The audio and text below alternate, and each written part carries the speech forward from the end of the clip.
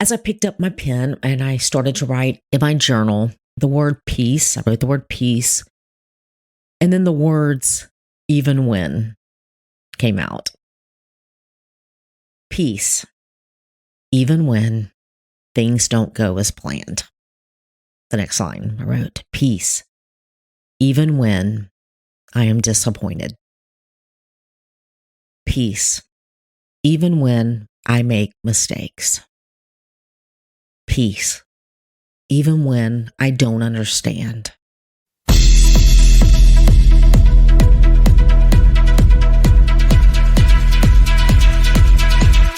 Hi, friend. I'm Susan Beth, and you are listening to the She Is podcast, where we talk about living life intentionally and about trusting that the desires you have deep within you are there for a reason. I believe that the creator of the universe put those desires within you and that they are pathways to your purpose. My desire is that this would be a space that encourages you to lean in and to hear the whispers of the divine, and that you would be reminded of things that I honestly believe you already know. That you, my friend, are here for a reason. So if you're here for more conversations in that kind of space, welcome. Let's go.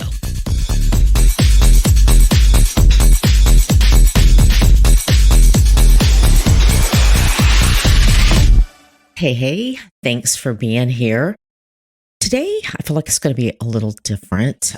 I actually kind of feel like I'm just sharing some thoughts from my journal with you, but in thinking about today's episode, it's not necessarily the direction I thought I was going, but this just keeps coming to my mind, so I've decided to go with it and share it. So I don't know why, but sometimes it kind of hits me funny when I am reaching to use a journal that I created. And I don't know if it's because it's something that I've made available for others to purchase, but sometimes when I'm reaching for it, and it's not every time, but I don't know. I just have this interesting feeling. And I guess what's interesting about it is because the reaching for the empty pages to write on, to pray and to process, that's nothing new for me. Or, reaching for a notebook or journal or book, to read words, to bring focus to my mind and strengthen my spirit. That's not new or something unusual for me. Maybe it's knowing that some of you are reaching for those same pages too. I don't know, but I started thinking earlier that I've noticed that these feelings sometimes come up when I'm reaching for it, not out of a daily practice or rhythm, but when I'm reaching out for it out of a feeling of longing and need. And again, I don't know why that even should be odd, because they say, they say that you create and you teach out of what you needed or what you need. So again, that shouldn't be real odd.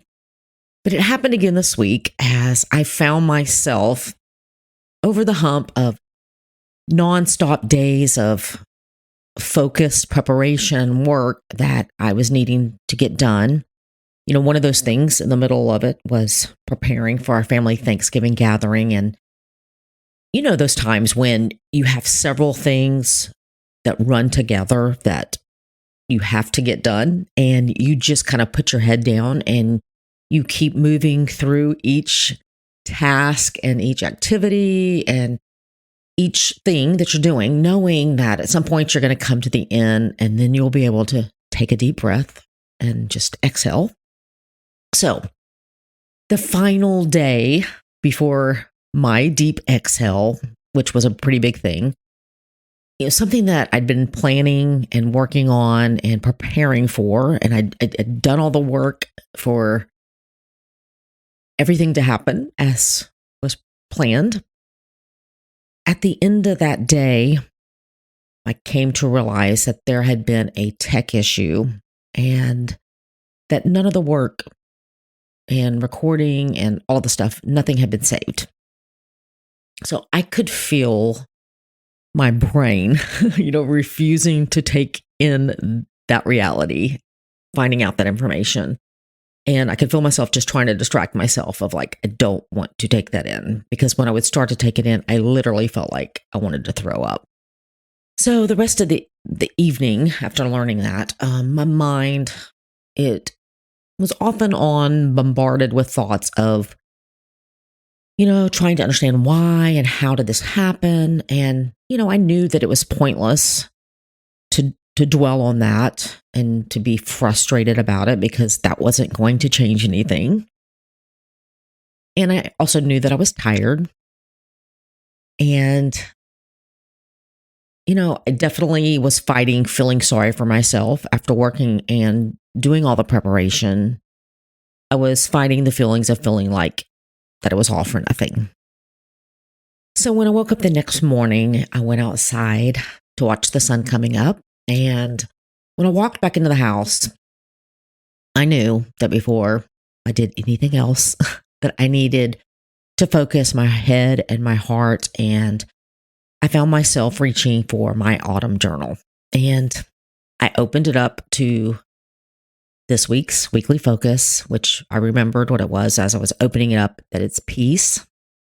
And I had the thought as I saw that page of, wow, just what I need. And so I sat down and I reread the words that I had written many months before, and I allowed them to pour over my frustrated heart and my frustrated emotions. And I actually think I reread the page several times, just wanting to linger and to sit in the scripture of Philippians 4 from the Message that said, don't fret or worry. Instead of worrying, pray. Let petitions and praises shape your worries into prayers. Letting God know your concerns, and before you know it, a sense of God's wholeness, everything coming together for good, will come and settle you down.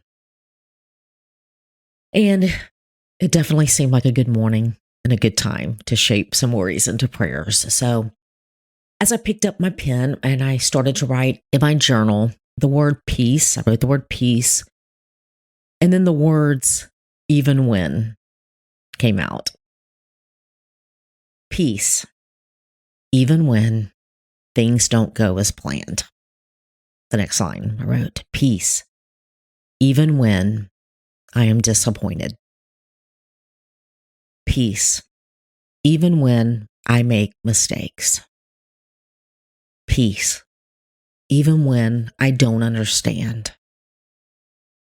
And in no time, I had filled the page with these declarations, these prayers and petitions and concerns. And as I'd filled the page, simultaneously, peace was filling my heart and mind. And, nothing about my circumstances had changed, but I had. I had allowed into my spirit that peace that passes over and supersedes my human understanding. Peace that settled my emotions to be able to move forward with determining the next course of action that I needed to take in order to finish the project. And I felt like I wanted to share this because I know that it's something that we all face frequently. And I'm pretty sure that I know the thoughts, like me, that you are going to fight during these times. Because for one, the enemy of our souls isn't real original in how he messes with us. And the battlefield is our mind. And the war that we find ourselves in is replacing the lies that are flooding our mind, like, this always happens. Nothing ever works out for you. Why do you even keep trying? What's the point anyway? Lies. Lies that we must take captive and replace with truth. And here's the thing I want you to hear. No one is going to do this for you. You are the one that has to rise up and take authority over what you are going to allow in your thoughts and what you are going to choose to believe. And as frustrating as a tech problem is, I realize that it's not the end of the world. And that many of you listening are feeling anxious, and your disappointment is far greater than having to reschedule and redo a project. So here's what I want to remind you. Peace is available for you. It's here for you, ready for you to receive. But you have to choose to lay down what you are carrying and receive it. And you might have to lay down and choose to receive every hour to remain in peace. Do it. Whatever it takes. Do not allow the enemy to steal the peace that is for you. I hope that helps someone. You're a so loved friend. Peace to you. And we'll talk soon. Hey, you. Thanks for listening. And if you would like to connect more, head over to susanbeth.com and sign up, and you will be one of the first to find out about anything new. Plus, there's a special free download available just to say thanks. If something in this episode did speak to you, would you do me a favor and share it with a friend that you think it might resonate with as well? And until next time, keep showing up in the world just as God purposed you to do, because you being you is exactly what we all need.